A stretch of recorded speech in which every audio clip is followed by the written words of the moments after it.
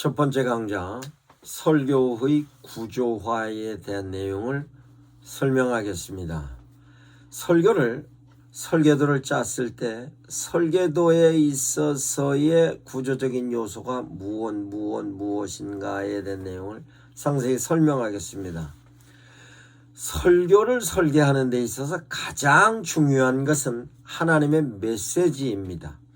그 하나님의 메시지를 인간들을, 즉 설교자가 어떻게 이해를 하느냐에 따라서 하나님의 뜻이 인간들에게 효과적으로 전달이 되는 것입니다. 그러면 하나님의 메시지는 어떤 내용으로 정리가 되어 있는가에 대한 내용입니다.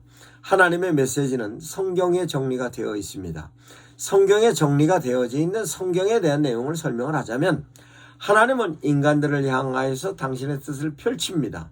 그 뜻을 펼치는 데 있어서 당신 스스로가 펼치는 뜻이 있고 당신 스스로가 제시하는 하나님의 메시지가 있으며, 하나님과 인간과의 관계성, 하나님과 당신께서 창조하신 창조물과의 관계성, 그와 같은 데 대한 내용을 정리한 내용이 있습니다. 그 내용이 기록으로서는 성경이고, 성경으로서 기록되어진 내용이 상황으로서 진행되어졌고, 상황으로 진행되어졌던 데 대한 내용을 하나님의 메신저들이 기록을 한 것입니다. 그러면 기록되어지기 전까지는 인간들이 기억에 의해서 전승으로 기록되어졌던 것을 어느 시점에서 하나님의 메시지를 인간이 기록하여진 것으로서 내용이 성경인 것입니다. 그러면 하나님의 메시지는 두 가지 유형으로 상황의 메시지와 기록의 메시지로 설명을 할 수 있으며, 상황의 메시지는 창세기부터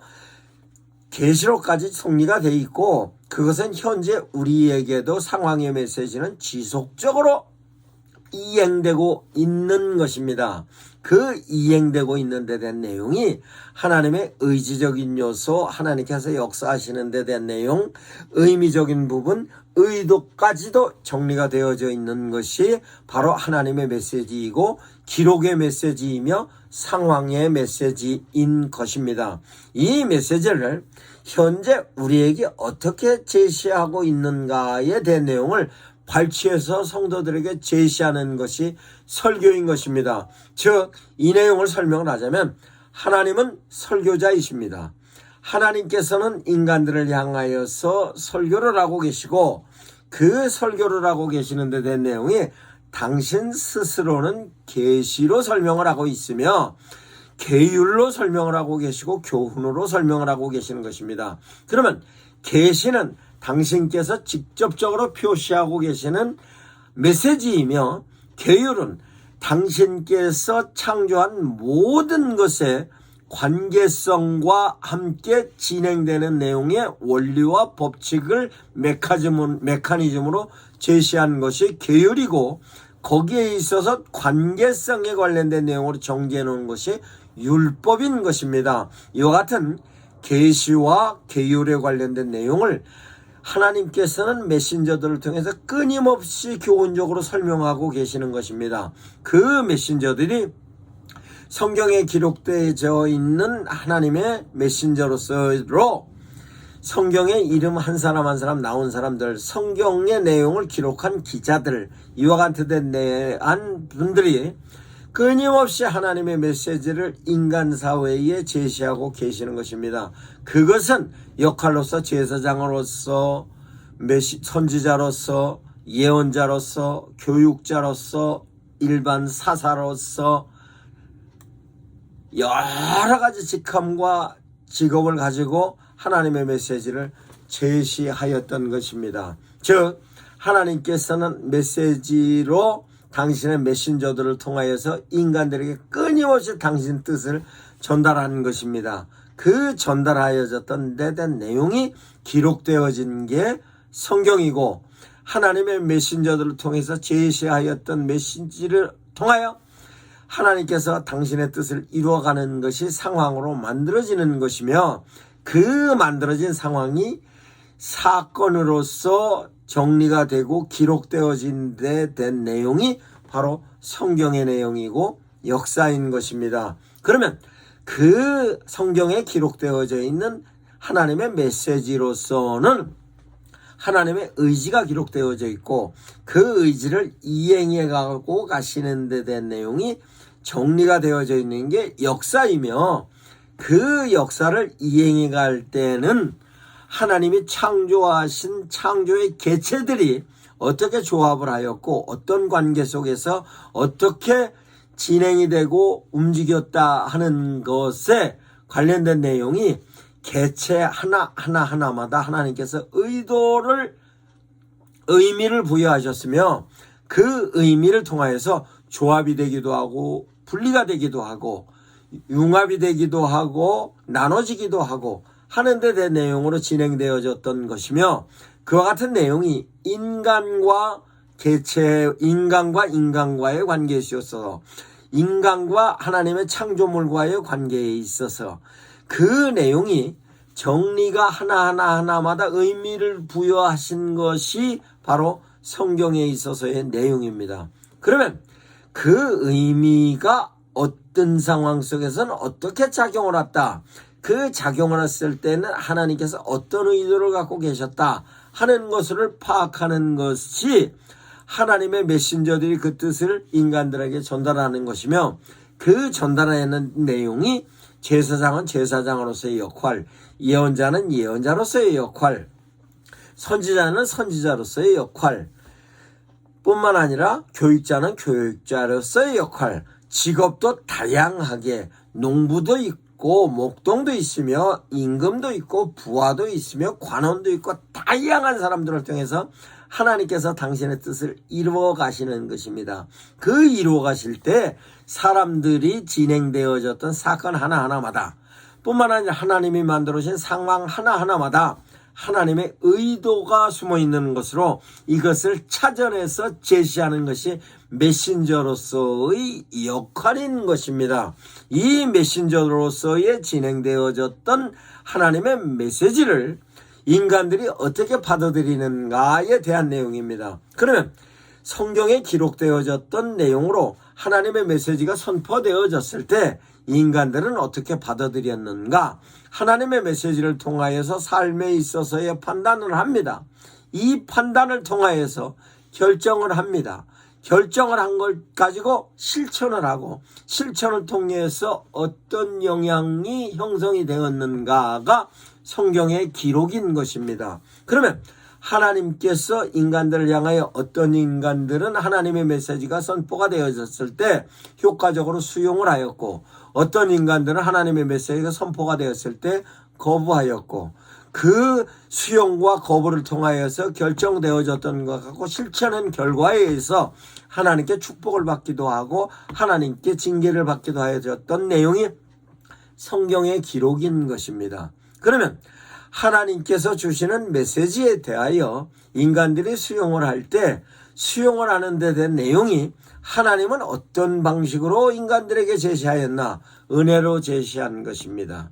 즉 하나님은 인간들을 향하여 은혜로 제시하셨고 인간들은 그 은혜에 대하여 믿음으로 수용을 하거나 거부하였던 것입니다. 그래서 성경의 모든 기록에 대한 내용은 은혜와 믿음의 상관관계로 계속 이어지는 것이 성경에 기록되어진 패턴이고 그 패턴은 말씀드렸듯이 기록이 되어진 성경과 함께 상황에서도 똑같이 유지가 되는 것입니다. 그러면 하나님께서 주신 은혜는 어떤 구조로 되어 있는가? 첫 번째, 하나님의 은혜에 대한 구조는 초월적인 은혜입니다. 즉 하나님께서 하나님이심으로 제시되어지는 은혜인 것입니다. 그 은혜는 하나님은 창조주이십니다. 하나는 천지를 창조하신 창조주이시며 전지전능하고 무소부재하신 분이며 하나님께서 세상의 모든 것을 창조하였는데 그것을 인간들이 이해할 수 있는 영역이 아닙니다. 그 영역이 하나님께서 하나님이심으로의 영역인 초월적인 영역의 초월적인 은혜인 것입니다. 그 초월적인 창조주 하나님께서 실존의 모습으로서의 은혜가 있는 것입니다. 즉 하나님은 초월적인 하나님이셨는데 하나님이 창조한 모든 것은 개체로 창조하였고 창조물 하나하나에 시간과 공간적인 요소가 개입이 되어 있는 실존입니다. 그러면 시간과 공간 안에 있어서로서 인간들이 판단하고 결정하고 실천하고 확인할 수 있는 것, 즉 인간들이 볼 수 있고 들을 수 있으며 만질 수 있고 냄새 맡고 이런 오성 감각에 의해서 볼 수 있는 공간과 시간적인 개념으로 언제 진행되어졌던 하나님의 역사다라고 인간이 설명할 수 있는 부분에 은혜가 있는 것입니다. 이 은혜는 하나님이 초월적인 존재에서 실존적인 존재로 인간의 몸을 입고 오신 모습이 예수님이고 초월적인 은혜는 하나님이고 실존적인 은혜로 하나님은 예수님인 것입니다. 이와 같이 하나님께서 인간들을 향하여서 베푸시는 초월적인 은혜와 실존적인 은혜에 대하여 하나님께서는 인간의 생각도 주신 것입니다. 즉 사유적인 은혜입니다. 하나님께서 인간들을 향하여서 생각의 은혜를 주셨기 때문에 인간은 생각을 할 수 있는 것이며 생각에 의해서 판단하고 결정을 할 수 있는 것입니다. 이와 같은 은혜를 사유적인 은혜라고 설명을 할 수 있겠습니다. 그러면 사유적인 은혜만 은혜이냐? 사유적인 은혜로 하나님의 뜻을 깨달았으면 그 깨달음에 관련된 내용이 실천까지도 하나님께서 할 수 있는 은혜를 주신 것입니다. 이와 같은 내용이 성경에 기록되어져 있는 초월적인 은혜, 실존적인 은혜, 사유적인 은혜, 실천적인 은혜까지도 성경에 기록되어져 있는 것입니다. 그러면 인간들은 그 은혜에 대하여 어떤 반응을 하는가? 수용을 하기도 하고 거부도 하기도 하는 은혜에 대하여 그 내용을 믿음이라고 설명을 할 수 있는 것입니다. 그러면 하나님은 초월적인 하나님입니다. 존재가 초월적인 존재이며 그분에 대한 능력은 세상을 창조하신 것 인간이 도저히 이해하고 납득하고 설명할 수 있는 내용이 아닙니다. 그러나 그것을 인간들은 받아들여야 되는 것이고 그 받아들이는 것을 믿음으로 설명을 할 수 있는 것으로 믿음에 대한 내용을 인간의 영역을 넘어선 부분에 있어서의 믿음의 영역은 초월적인 믿음이라고 설명을 할 수 있는 것입니다. 하나님은 세상을 창조하신 창조주이십니다. 창조주이신 걸 우리가 확인을 못했지만 창조주이신 것을 믿는 것이며 그분은 전지하시며 전능하신 분이고 무소하시고 부재하신 분입니다. 그러면 그 부분에 대한 내용은 어떻게 제시할 수 있느냐? 믿음으로 제시할 때는 초월적인 부분으로 그분은 그분이심을 믿음으로 출발하는 것으로가 초월적인 믿음입니다.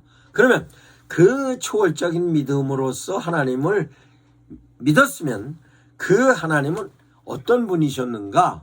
하나님은 초월적인 존재에서 실존적인 존재로 오신 분이 예수님이고 그 예수님을 우리가 믿는 것으로 출발하는 것이며 하나님에 관련된 존재론적인 부분에 있어서의 하나님과 예수님을 이해하고 뿐만 아니라 하나님은 세상 모든 창조하신 것은 하나님께서 시간과 공간 안에 실존으로서 창조하신 모든 내용이 바로 개체 하나하나마다 하나님께서 시간과 공간 안에 두셨으며 뿐만 아니라 개체뿐만 아니라 메커니즘을 두셔서 하나님께서 창조한 모든 것에 관련된 내용을 하나님께서 개체에 관련된 것은 법칙과 원리를 만들어 놓으셨고 그 법칙과 원리를 통해서 하나님께서 역사를 이행해 갖고 가시는 데 된 내용이 현상적으로 계속 나타나는 것입니다. 그러면 개체는 어떻게 형성이 되어져 있는가?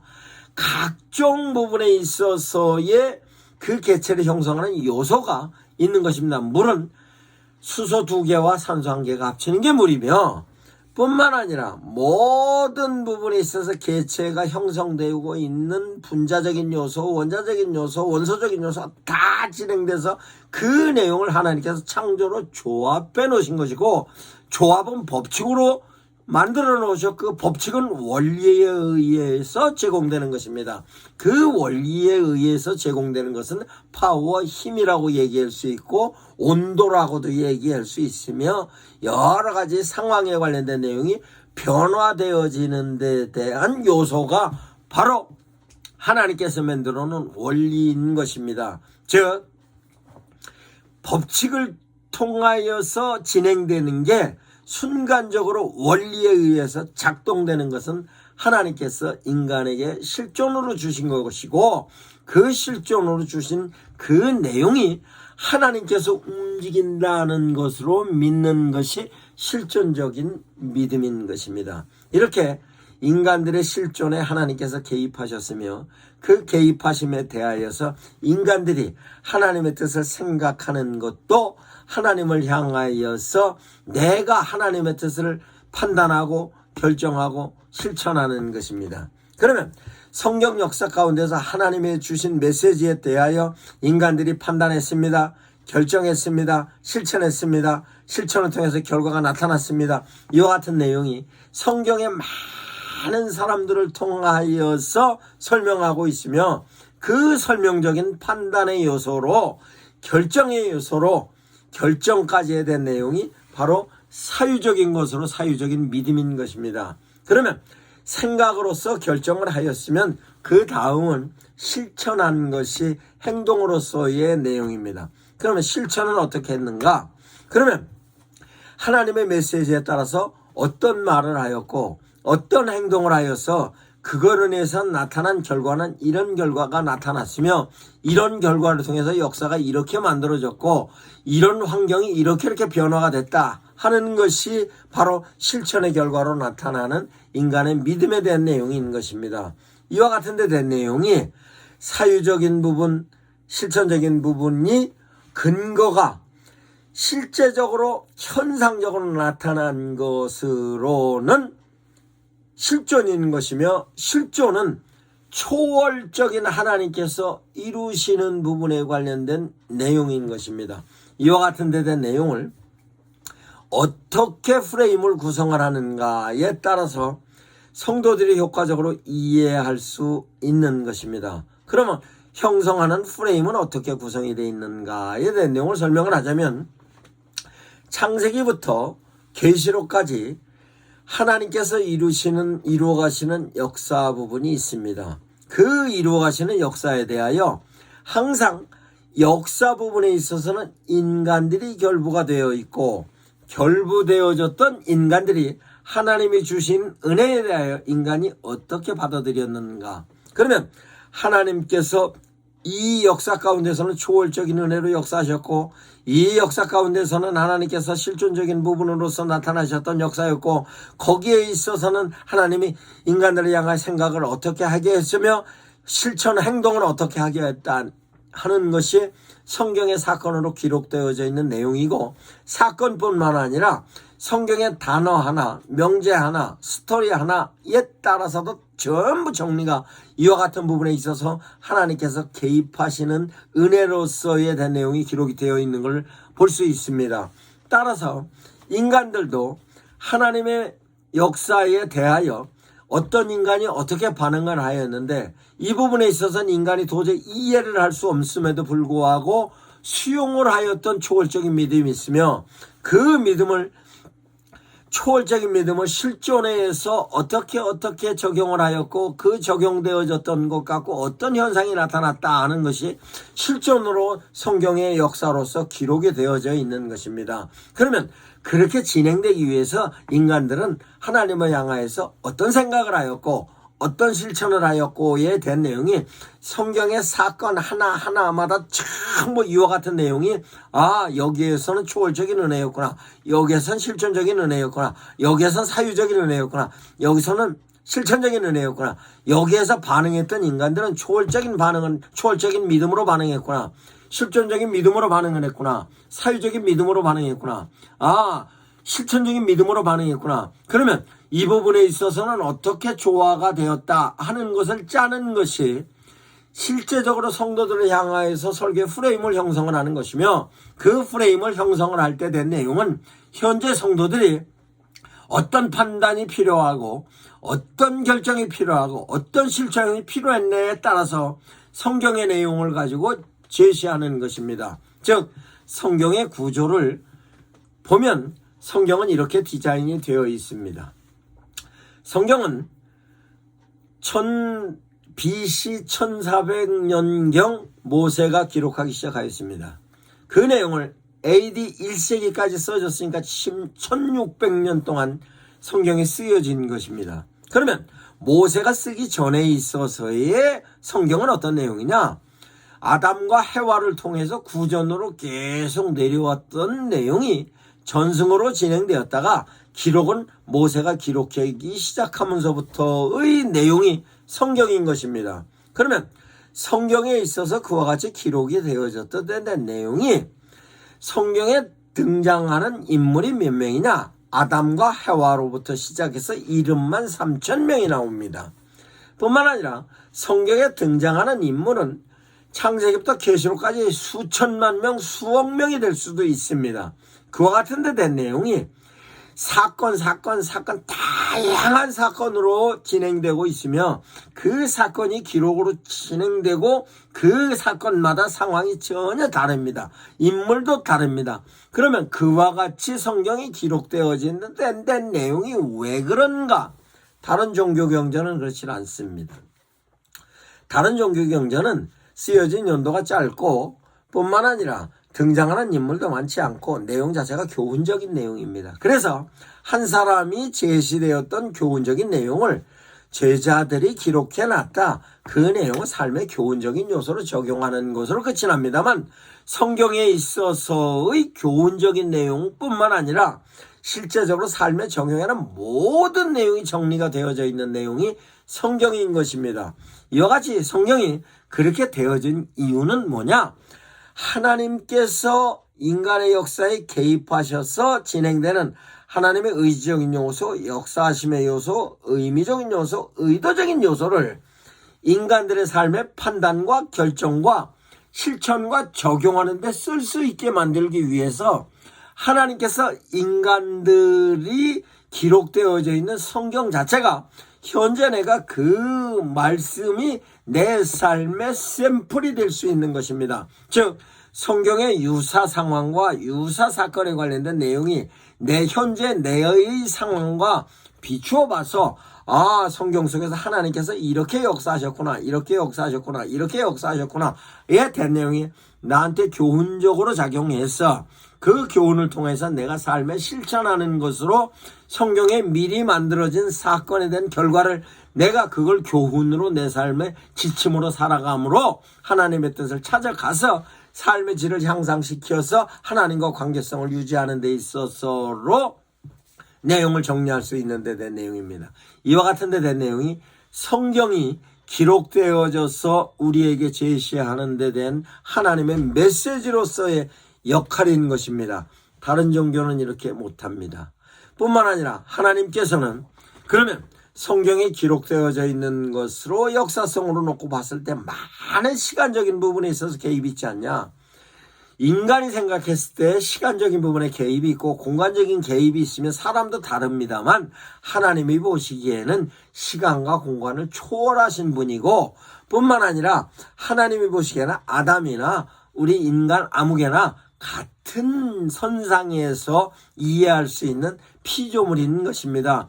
이와 같은 데 대하여서 하나님께서 하나님의 뜻을 이어가는 것입니다. 그러면 하나님의 뜻을 이어가는 데 있어서의 인간들은 이 부분에 있어서 주신 은혜에 대하여 인간들은 이 부분에 있어서 믿음으로 어떻게 접목을 할 건가? 이 접목 부분, 접점을 찾아내는 것이 바로 변증인 것입니다. 이 변증에 관련된 내용을 성도들을 향하여 효과적으로 입증을 하면 성도들은 그 부분에 있어서의 설득력과 그 부분에 있어서의 역사성으로 그 부분에 있어서 논리와 역사성으로 관련된 내용으로 설득이 돼서 설득이 되면 수용이 되고 수용되어졌던 사람들이 삶의 현장에 적용하는 것입니다. 그 내용이 성경으로서 우리에게 주신 하나님의 귀한 하나님의 뜻인 것입니다. 그러면 이 내용을 설교의 구조화된 내용을 전반적으로 설명을 했으면 이제는 구조화된 요소 하나를 세부적으로 설명을 하겠습니다. 그럼 하나님의 메시지는 의지적인 메시지, 역사심의 메시지, 의미적인 메시지, 의도적인 메시지입니다. 요 메시지는 하나님의 메시지는 이런 유형으로 진행되는데 그럼 이런 유형으로서 구성 요소로 하나님의 의지는 어떻게 이해를 하는가에 대한 내용을 설교로 제시해야 하는 것이며 성경에서는 제시가 되었습니다. 하나님께서는 세상을 창조하시고 좋았더라 하고 당신의 의지를 표현하셨습니다. 인간들을 향하여서는 창조를 하시고 심히 좋았더라 하고 당신의 의사를 표현하셨습니다. 그런데 인간들을 향하여 창조하시고 좋았더라에 관련된 내용으로 하나님께서는 그치는 것이 아니라 인간들을 향하여서 하나님의 의지를 표현하시는 것이 생육하고 번성하고 충만하고 정복하고 지배하라 하는 것이 인간들을 향하여 주신 하나님의 의지입니다. 이 내용이 보기에 좋았더라로 시작해서 생육하고 번성하고 충만하고 정복하고 지배하라 이 내용이 창세기부터 계시록까지 인간을 창조하신 하나님의 의지인 것입니다. 그 내용을 창세기부터 계시록까지 하나님의 의지가 계속 이행돼 가고 가는 데 대한 내용이 하나님께서 역사로 이루시는 것입니다.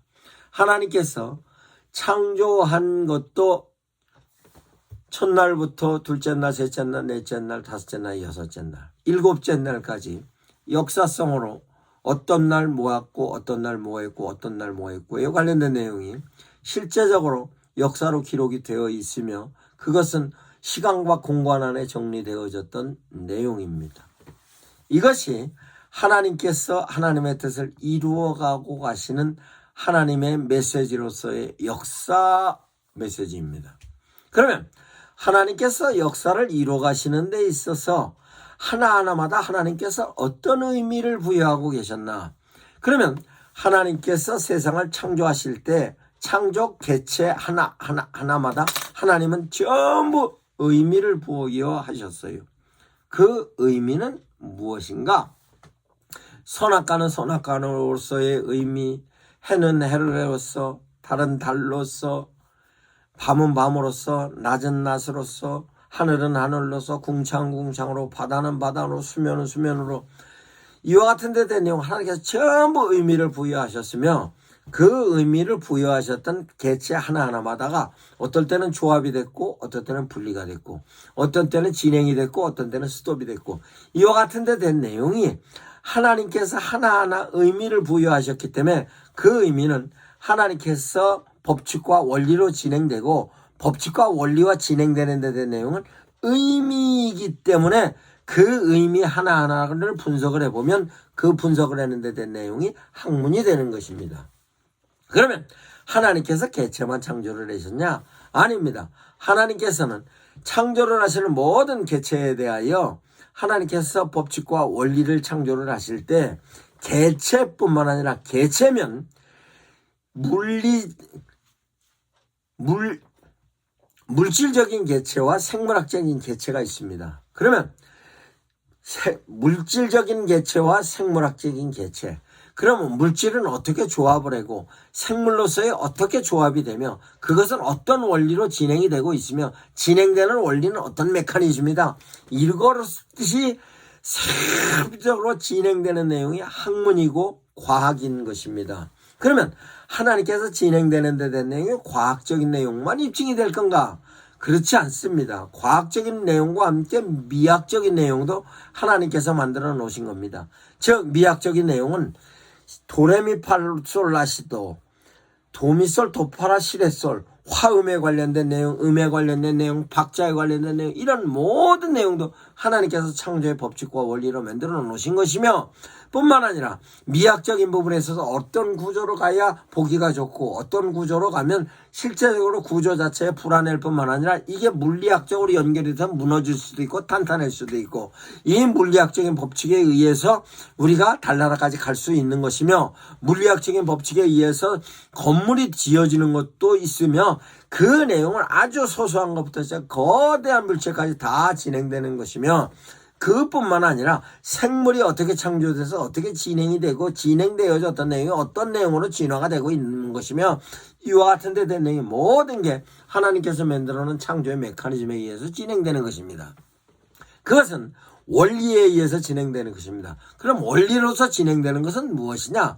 열이 가해질 수도 있고 냉이 가해질 수도 있으며 거기에 따라서 어떤 물리적인 힘과 어떤 화학적인 힘, 그러면 화학적인 힘이 열이 작용됐을 때와 열이 작용이 안 됐을 때의 반응, 생물도 열이 작용됐을 때와 열이 작용 안 됐을 때의 반응, 물이 섞였을 때의 반응, 이와 같은 모든 내용은 바로 과학이라고 설명을 할 수 있는 학문인 것입니다. 이것은 누가 만들어 놨냐? 하나님이 만들어 놓은 것이며 그 하나님이 만들어 놓은 것 중에서 미학적인 부분에 이렇게 하면 이런 소리가 나고 이렇게 하면 이런 내용이 나오고 색깔도 빨주, 노초, 파란보 그 중에서 빨강, 파랑, 노랑이 섞여지면 어떤 색깔이 나오고 여기에 있어서 많은 부분이 이런 부분이 색도가 섞여지면 이런 색깔이 나오고 이런 모든 내용을 하나님께서 창조의 메커니즘을 만들어 놓으신 것이 이게 하나하나마다의 하나님께서 의미를 부여한 것입니다.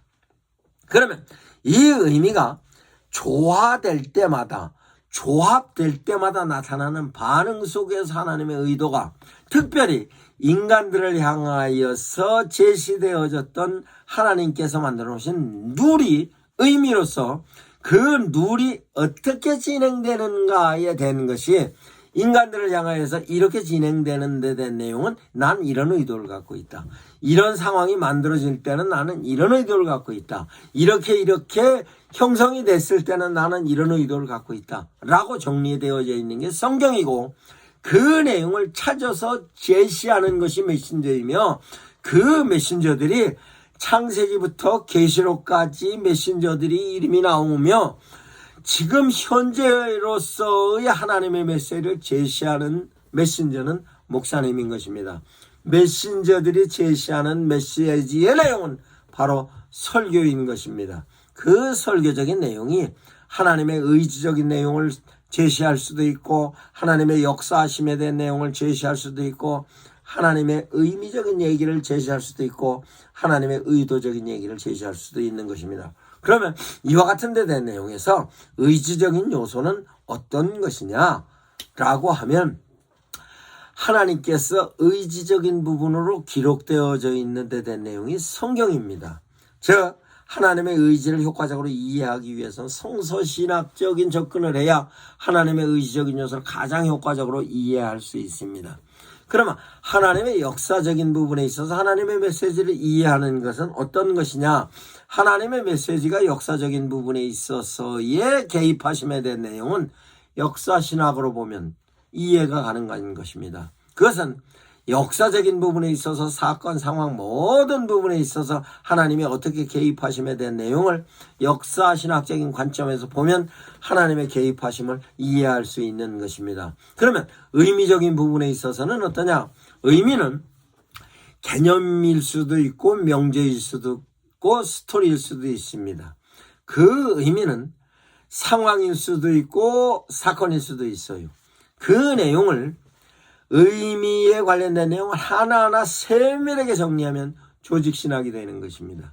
그 조직신학적인 부분에 있어서 하나님의 의미를 죄는 뭐고 악은 무엇이며 구원은 무엇이고 타락은 어떤 것이고 창조는 무엇이고 거기에 있어서의 창조에 있어서에 대한 내용은 무엇이며 타락에 있어서는 타락의 요소가 무엇이고 이와 같은 데 대한 내용이 개념 하나하나마다 설명이 되어 있고 개념이 개념과 개념이 조합이 돼서 명제가 됐을 때에 명제적인 의미가 있으며 명제가 명제로서 조합이 돼서 스토리가 됐을 때는 스토리적인 부분에 있어서 하나님의 의미가 있는 것입니다. 이 의미를 정리하는 데 대한 내용의 학문이 조직신학인 것입니다. 그러면 조직신학적으로 하나님의 의미를 이해한 것에 대하여 하나님의 의지적인 요소, 역사적인 요소, 의미적인 요소를 조합하여 인간들의 삶에 실천하는 부분으로서 진행되는 지침을 제시하는 것이 실천신학인 것입니다. 그 실천신학적인 부분에 있어서 하나님과의 관계성을 유지할 때는 이런 관계성에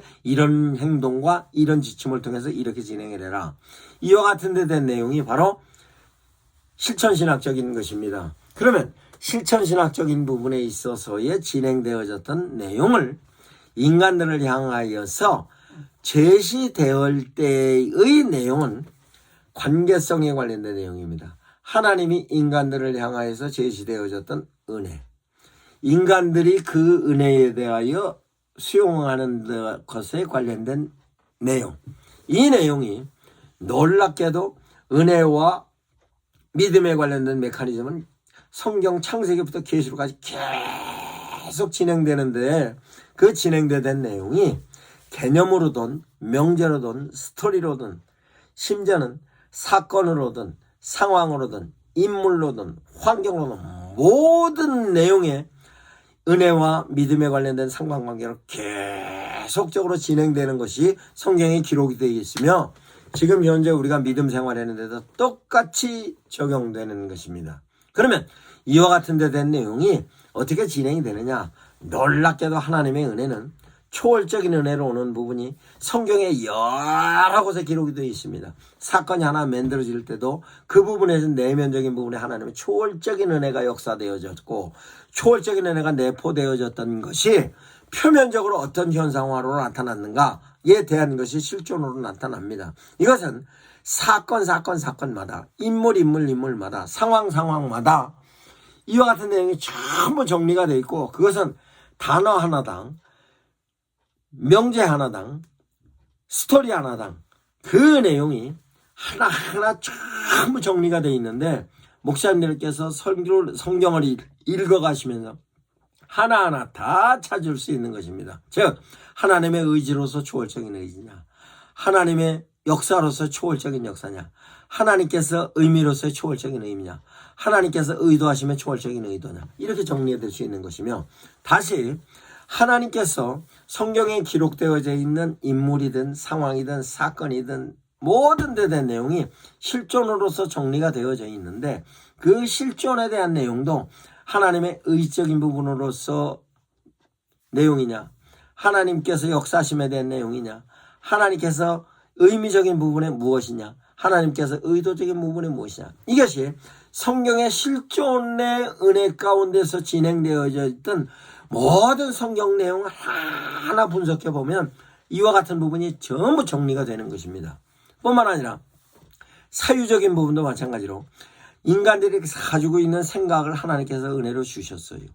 생각을 은혜로 주신 그 은혜 속에서 하나님의 어떤 의지가, 하나님께서 어떤 역사가, 하나님께서 어떤 의미로, 하나님께서 어떤 의도가 있는가에 대한 것이 성경에 나와 있는 모든 인간들이 하나님과 관계 속에서 받았던 은혜 가운데 내용을 전부 내용을 발췌할 수 있는 것입니다. 실천도 마찬가지입니다. 실천에 있어서도 하나님께서 진행되고 있는 여러 가지 내용이 인간이 실천을 하는 부분에 있어서 하나님께서 어떤 은혜로 개입하셨는가에 대한 내용을 성경에 있어서 사건 하나하나, 인물 하나하나, 상황 하나하나, 사건 모든 내용이 전부 정리가 됐습니다. 이건 다스는 상관관계로 하나님의 의지는 초월적인 의지로 나타납니다. 하나님의 의지는 실존적인 의지로 나타납니다. 하나님의 의지는 사유적인 의지로 나타납니다. 하나님의 의지는 실천적인 의지로 나타납니다. 다시 얘기합니다. 하나님의 역사는 초월적인 부분으로 나타납니다. 하나님의 역사는 실존적인 부분으로 나타납니다. 하나님의 역사는 사유적인 부분으로 나타납니다. 하나님의 역사는 실천적인 부분으로 나타납니다. 다시 의미로도 하나님께서 제시하고 계신 의미는 초월적인 부분으로 나타납니다. 하나님께서 제시하고 계신 의미는 사유적인 부분으로 나타납니다. 하나님께서 제시하고 계신 의미는 실천적으로도 나타납니다. 이와 같은 데 대한 내용이 너무 감사하게 전부 정리가 될 수 있는 것입니다. 그래서 하나님이 은혜에 관련된 내용을 종합적으로 구조화하면 그 구조가 은혜의 로드맵으로 하나님의 메시지와 교집합이 될 수도 있고 합이 될 수도 있고 분리가 될 수도 있고 그 부분에 있어서 어떤 방식으로 조합을 하는가에 대한 내용을 설교로서 분명히 하나님의 메시지를 성경에서 찾아내서 조합을 할 수 있는 것입니다. 거기에 따라서 인간들은 어떻게 진행을 하는 것이냐, 인간들은 하나님의 메시지에 대하여 어떻게 받아들이느냐, 믿음으로 받아들이는데 이 부분에 있어서 성경의 사건이 됐든 상황이 됐든 모든 데 대한 내용을 믿음으로 받아들이는 겁니다. 그럼 믿음으로 받아들일 때 하나님의 의지를 믿음으로 받아들이냐, 그러면 하나님의 의지가 초월적인 믿음으로 받아들여지는 거다. 하나님의 의지가 실존적으로 받아들여지는 믿음이다. 하나님의 의지가 사유적으로 받아들여지는 믿음이다. 하나님의 의지가 실천적으로 받아들여지는 믿음이다. 설명할 수 있는 것입니다. 그러면 역사도 마찬가지로 하나님께서 이루시는 역사를 내가 인간들이 수용을 하는 데 있어서 믿음으로 수용을 하는 데 있어서 이런 역사는 하나님의 초월적인 역사였다. 이런 부분은 실존적인 역사였다. 이런 부분은 사유적인 역사였구나. 이런 부분은 실천적인 역사였구나. 이와 같은 데 대한 내용을 충분히 설교자들의 하나님의 말씀을 읽으면서 이해할 수 있는 데 대한 내용입니다. 이건 의미도 마찬가지입니다. 하나님께서 이런 것을 창조하셨을 때는 이것은 하나님께서 초월적인 믿음으로 받아들일 수 있는 의미이구나. 이런 부분은 실존적인 면에 있어서 받아들일 수 있는 의미이구나. 이런 부분은 사유적인 부분에 있어서 받아들일 수 있는 의미이구나. 이런 부분은 실천적인 부분에서 받아들일 수 있는 의미이구나. 이에 대한 내용을 하나님의 의지, 역사, 의미도 인간의 초월적인 실존적인, 사유적인, 실천적인 내용 갖고 이해할 수 있는 것입니다. 그러면 의도적인 부분도 마찬가지입니다. 하나님께서 역사를 이행해 갖고 가시는 데 있어서 그 의도적인 부분에 있어서로 하나하나 다 볼 수 있는 것입니다. 하나님께서 이런 역사를 이루실 때는 하나님께서 이런 초월적인 부분에 있어서 의도가 계셨구나. 이런 부분은 실존적인 부분에서 이런 믿음을 원하셨구나. 이런 부분에 있어서는 인간들의 사유적인 믿음을 원하셨구나. 이런 부분에 있어서는 하나님께서 실천적인 믿음의 의도를 원하셨구나. 이거를 하나님의 메시지를 통하여 은혜도 이해할 수 있고 하나님의 메시지를 통하여 믿음도 이해할 수 있고, 이것을 설교를 할 때는 설교 본문에 있어서에 대한 내용이 하나님께서 진행되어졌던 인간을 향하여 베푸셨던 은혜는 어떤 은혜, 그 은혜를 인간이 어떤 믿음을 받아들였는데 그것은 하나님의 메시지로서 의지, 역사, 의미, 의도를 다 쓸 것이냐, 이 중에 의지만 쓸 것이냐, 역사만 쓸 것이냐, 의미만 쓸 것이냐, 의도만 쓸 것이냐, 이에 대한 내용은 목사님들께서 설교 프레임을 형성하는 데 있어서 요소로 작용하는 것입니다. 그러면 성도들을 향하여서 제시될 때 이런 요소는 성도들이 삶에 판단하는 데 써라, 이런 요소는 삶에 결정하는 데 써라, 이런 요소는 삶에 실천하는 데 써라, 이런 요소를 통하여서 실천하실 때 이런 영향이 나타난다. 이것도 다시 하나님의 의지적인 요소로 인간들이 똑바로 판단해라. 하나님의 역사하심의 내용으로 똑바로 판단해라. 하나님의 의미로 똑바로 판단해라. 하나님의 의도로 똑바로 판단해라. 다시 하나님의 의지로 똑바로 결정해라. 하나님께서 역사하심으로 똑바로 결정해라. 하나님께서 의미로 똑바로 결정하라. 하나님의 의도로 똑바로 결정해라. 이와 같은 데 대한 내용이 하나님의 메시지와 인간의 메시지가 지속적으로 어떻게 프레임을 형성하느냐에 따라서 설교의 내용이 얼마든지 성도들을 향해서 판단하는데, 결정하는데, 실천하는데 요소로 작용할 수 있는 것입니다. 그러면 그 내용의 근거는 어디 있냐? 성경의 내용을 가지고 이와 같은 내용을 이해를 하면 이 이해되어졌던 모든 내용을 성도들의 삶의 현장에서 쓸 수 있는 것으로서에 대한 내용인 것입니다. 그러면 그 설교에 있어서 포인트로 뭐로 할 거냐? 판단하는 데서 이렇게 판단해라. 판단은 그럼 뭐냐? 판단은 사유적인 겁니다. 판단은 사유적인 거고 결정도 사유적인 겁니다. 그러면 판단과 결정을 할 때에 있어서 누구는 어떻게 판단하였고 누구는 어떻게 판단하였고 누구는 어떻게 판단하였다 라고 역사로서 설명을 할 수 있고 그 역사로서 설명을 했을 때의 인물이 그 상황과 그 환경과 어느 지역에서 이렇게 전부 정리를 할 수 있는 데 대한 내용이 성경에 역사적으로 기록이 되어 있고 성경에 기록되어져 있는 내용은 인물로 기록이 되어졌기 때문에 그 인물이 주거했던 데에서 어떤 환경이었고 그 환경을 통해서 어떻게 진행이 돼서 그 진행되어졌던 내용은 이거다. 그래서 그때 누구는 어떤 판단을 하였고 누구는 어떤 결정을 하였고 누구는 어떤 실천을 하였다 해야 될 내용을 정리할 수 있는 것입니다. 이와 같은 데 대하여서 성도들이 하나님의 말씀을 보다 효과적으로 이해하는 데 있어서로 어떻게 프레임을 설교자가 설교 본문을 갖고 형성을 하는가에 따라서 성도들은 그 말씀이 각인이 되고 그 각인이 되면 그 말씀을 삶의 현장에서 어떻게 쓰여지는가에 대한 내용이 성도들의 삶의 질을 향상을 할 수 있고 그로 인한 신앙적인 기쁨을 누릴 수 있으며 신앙적인 기쁨을 통해서 하나님의 축복을 계속 누리고 가는 것입니다. 이 내용이 성경 본문 모든 부분에 포함이 되어 있고 성경 모든 부분에 포함되어져 있던 내용을 목사님들께서 이 다이어그램을 놓고 설교로서의 구조를 형성을 하면 설교에 있어서 퀄리티는 엄청나게 높아지는 것입니다.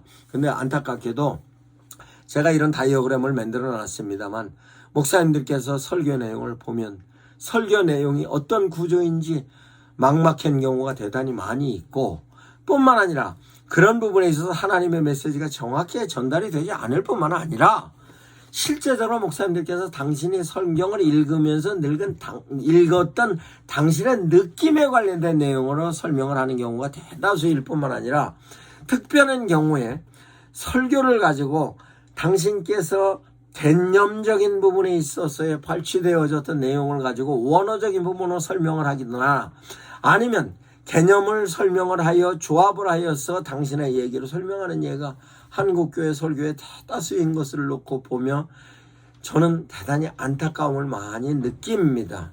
저 개별적으로 저 얘기를 하자면 제가 전도에 관련된 내용으로 1000교회 이상 전도로 컨설팅을 하시며 세미나 집회 많이 했습니다.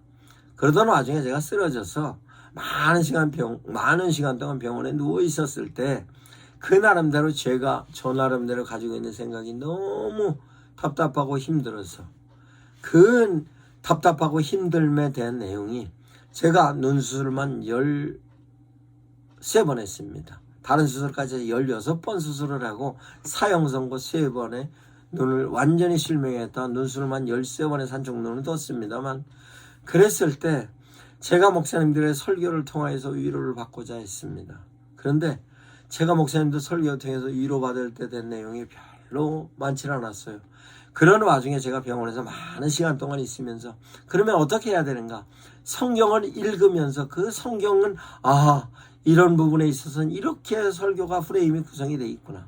설교의 구조는 이런 구조로 진행이 되어 있구나. 라고 해서 하나님의 은혜로 설교의 구조들을 짜기 시작을 했습니다. 그래서 설교에 관련된 내용을 제가 직접 구조를 짜면서 제가 작성을 하고 제가 작성한 설교를 제가 하면서 제가 스스로 은혜를 받았어요. 그 이유인즉슨 눈이 안 보이고 바깥에 활동을 못하니까 극동방송만 듣다가 유튜브를 통해 목사님들 설교를 계속 하루에 적게는 3편 많게는 10편 들으면서 봤을 때 참으로 안타까운 것은 목사님들 설교를 통해 제가 위로를 받지 못했습니다. 그러나 성경 말씀은 읽으면서 성경 말씀에 이런 구조로 돼 있구나 하면서부터 성경 말씀이 읽어지고 그 말씀 속에 하나님의 메시지가 발치가 됐던 게 이런 구조로 돼 있고 이런 구조를 통해서 인간은 이렇게 하나님의 메시지를 수용하고 이런 메시지를 통해서 이렇게 위로가 됐구나 하는 것으로 얼마나 큰 은혜를 받았는지 모릅니다.